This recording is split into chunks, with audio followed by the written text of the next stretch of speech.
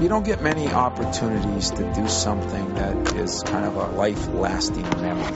A life-lasting memory is a special memory. It was a long time ago, and by any measure, it was a minor failing. But even now, decades later, Tom Izzo is doing penance in the form of free throws.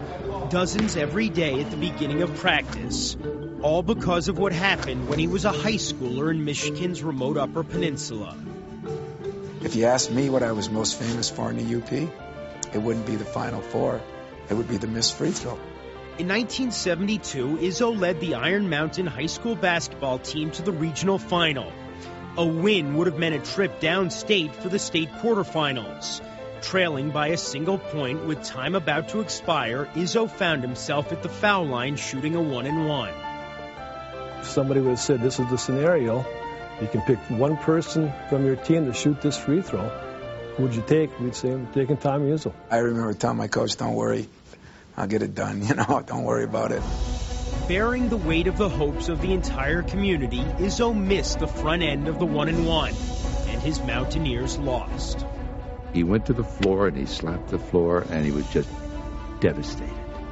And you could have heard a pin drop. We couldn't believe it because of all people to be at that free throw line, everybody wanted Izzo. You realize that something happened that would have affected everybody because they would have closed shop if we were going downstate. There wouldn't have been a store open. Everybody would have headed down.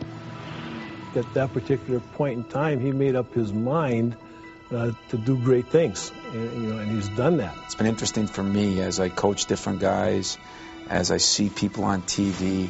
I'll never forget the day. Izzo can't forget because he reminds himself constantly. Shooting those free throws before every practice, a student trainer rebounding for him. Intensely focused, he shoots without so much as dribbling once.